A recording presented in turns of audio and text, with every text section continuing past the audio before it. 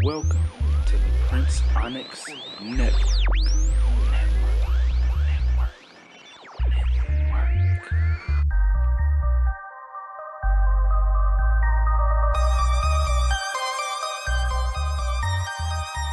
So let's see. So something big that I'm pretty sure people probably have been wondering what my thoughts are on this. The whole merger, the whole buyout thing. You know, my X-Men are back home at Marvel. Finally, thank you, Disney. Anyway, yo, oh my goodness. Because I'll be honest with y'all. Yes, I went to go see Dark Phoenix.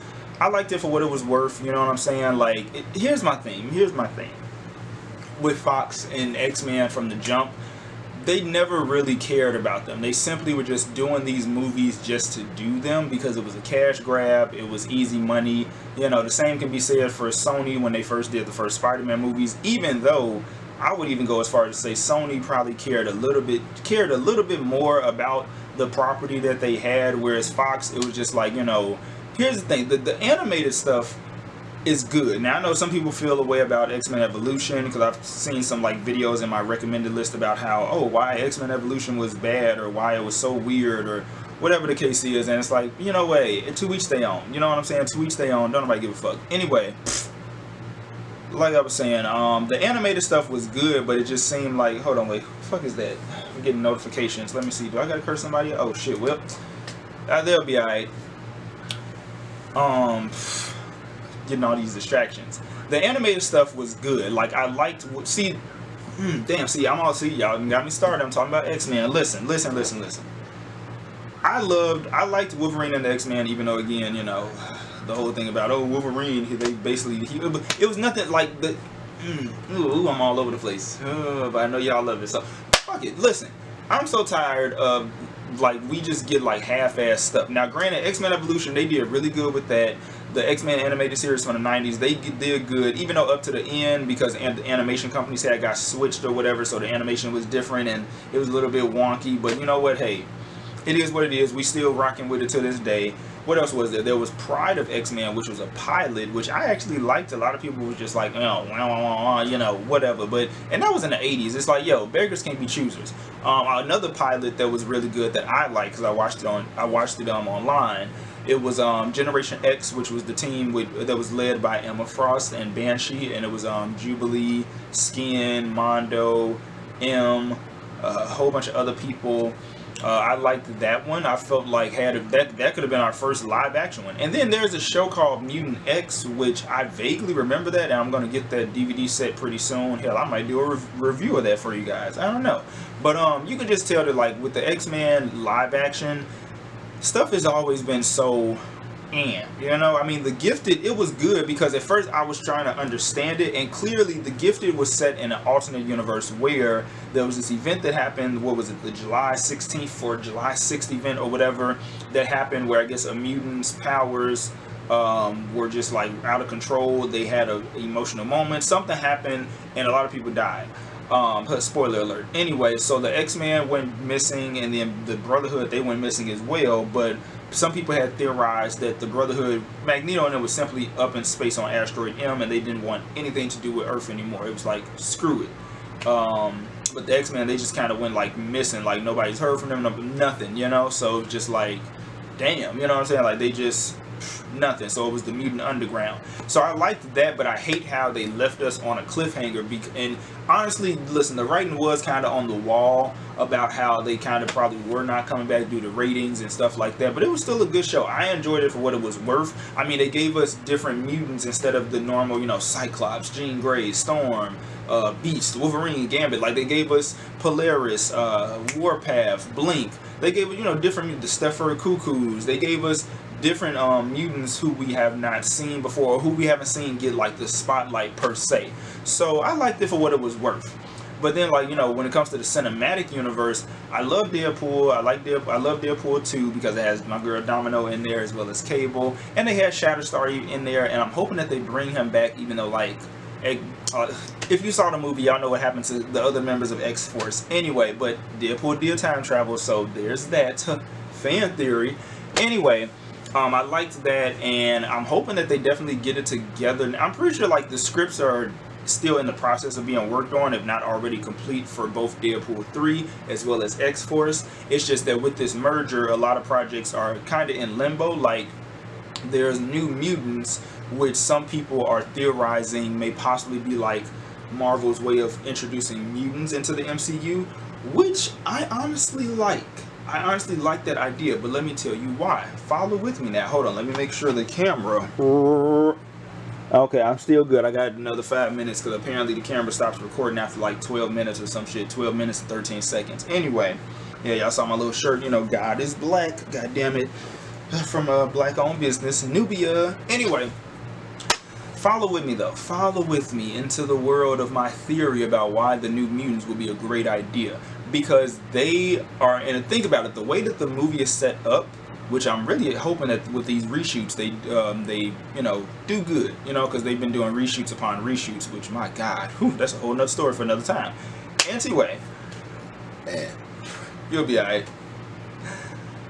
I feel like the New Mutants would be a great addition into the for introducing mutants into the MCU, because they are secluded in this like facility that used to be a school or a nursing home or a hospital or something like that. It's been shut down and it's basically closed off from the world, and nobody really knows about it. So it's like an off the books Black Ops almost type of shit, you know what I'm saying? So with that being said, I feel as though this would be a good way to introduce mutants into the MCU, because you could have, like, I don't know, maybe Black Panther or somebody, some people from the new Avengers, from those who are still alive after Endgame, like, save them or whatever the case is. Or honestly, because when New Mutants was first being filmed, there was theories, and I think it was even slightly confirmed, that New Mutants is actually in the same universe as Deadpool. So really, if they really wanted to with these reshoots, here's another theory, Emergency Awesome, if you're watching, and shout outs to you. I feel like they could have Cable, Domino, and Deadpool and Colossus, you know, basically the X-Force team that formed at the end of the movie. They can have them, you know, come and save them. Like, somehow, some way they found them. I mean, maybe Cable was able to pick them up, you know, because he's a telepath as well. He get it from his mama. Shout out to Jean Grey. And they, like, find them and they recruit them and, you know, they bring them on board. So maybe that could be a way that they do it. You know what I'm saying? Especially since they have Ileana Rasputin, aka Magic, who is Colossus, Pietro or Peter Rasputin. That's his younger sister. So I don't know, like, maybe they can tie it in somehow, some way. And I feel like if they do it the right way, it'll make sense. If you do it the right way, it'll make total sense. You know what I'm saying? Like, just do right. That's all I ask. Because with X-Men, here's the thing. I like the movies for what they are. You know what I'm saying? They are live action movies. Because honestly, I don't know when the hell we're going to get X-Men officially in the MCU. People keep debating if it's going to be phase 5, phase 6. I'm just hoping that we get them, hopefully, we'll probably get them when I'm in my 30s, early 30s. But, you know, because of how everything went down with Dark Phoenix and the box office bomb that was, the failure that it was. Because again, the problem is, and I want Marvel to definitely take note, with something so complex like the Phoenix Saga, you cannot just wrap it up into one movie. Now, originally, they were going to do a two-parter, like how they originally were going to do back in 06 with The Last Stand. But this go-round, they were going to do a two-parter, but Fox, of course, for whatever reason, blocked it, they stopped it, whatever. Probably because they knew that this merger shit was happening, so, you know, why waste even more money on a franchise that's kind of dead? Because really, they ran X-Men into the ground. I mean, granted, Logan and Deadpool, you know, separate outside of the X-Men MCU, the X-Men movie continuity, you know, those movies are really good, and they standing alone on their own, you know, because the Deadpool is separate from the main continuity, or so we think, even though it kind of gets a little bit wonky. And Logan is part of the original trilogy, but it's set in the alternate future. Child, listen, girl, I don't know, I forgot. No, I do know, but I forgot. It's just crazy. That's why, again, Marvel, do right by us as X-Men fans and do this the right way. If you're gonna do the Dark Phoenix Saga, which, hold on, wait a minute. Okay, I got like about a couple more minutes. I'm just making sure, because y'all know how I get. I'm really long-winded, and dealing with this camera as opposed to my other camera, and I'm really limited on how long I could talk, even though I might need to go ahead and switch out and get that camera. Anyway, y'all, like I was saying, or maybe I need to just go ahead and dump this footage. I should probably do that, shouldn't I? Shouldn't I? I don't know, just want to do that shoulder bounce. Shout out to Shamari and Ronnie. Anyway, Just do right by us. Like when it comes to something like the Phoenix and the Dark Phoenix saga, or if you just want to call it the Phoenix saga, whatever, I would honestly say give us 3 movies, or if you want to, give us 2 parts. Like make the first part 2 hours, and hell, make the second part 3 hours. Hell, if all of us can sit our asses down for a 3-hour Avengers movie, I'm pretty damn sure that we can do the same for X-Men. Can we? Can we not? Okay then. Anyway, I'm pretty damn sure. I'm just saying, like, come on now. If we can do that for Avengers, we can do the same for X-Men. Okay.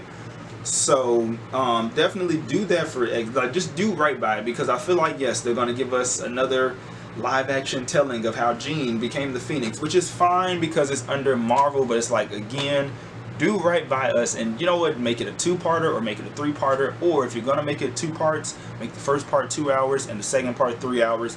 Wrap this shit up, and there we have it. When it comes to another storyline like Days of Future Past, honestly, make it a 2-hour movie. Maybe make it a 2-hour movie, because I'm pretty sure they're going to redo that. If you guys do the Cure storyline, where there was the Cure going around to cure people of the mutant gene, shit, that could probably be another 2-hour movie. Because, I mean, nowadays, Marvel is giving us 2-hour, damn near 3-hour movies, so it's kind of to be expected. But, yeah, just do right by us. That's all I got to say with my little X-Men rant. But definitely, here, let me see. I know, right? I keep getting up to see how much time I got, because I don't want it to end, because shit is already at the 11-minute mark. I would honestly say keep Cody, who played Nightcrawler. Keep Ty, who played Cyclops. I like Sophie Turner as a Turner. Ooh, Jesus, girl, don't strike me. Phoenix, don't strike me. Anyway, I like Sophie Turner. I was about to call her Tanner. I like her for Jean Grey. Keep her, bring her back. She did a really good job. Olivia Munn as Psylocke. I liked her as Psylocke. It's just, again, they downplayed her like they downplayed everybody else. Yeah, they downplayed her like they downplayed everybody else. So just bring them back. Definitely, you know what, for Storm, I would say get Asia Naomi King. I feel like she would fucking kill that shit. Because the thing is with Marvel, they're definitely trying to look at, okay, who can we bring into the X-Men, you know, live action MCU that we can keep around for 10 years or 20 years or 15 years, however long they're trying to do this. So right, camera is rolling, audio is rolling. Let's do shit. Let's do this. Yeah, I know. I'm still fixing myself up, getting all my necklaces and everything out. Anyway.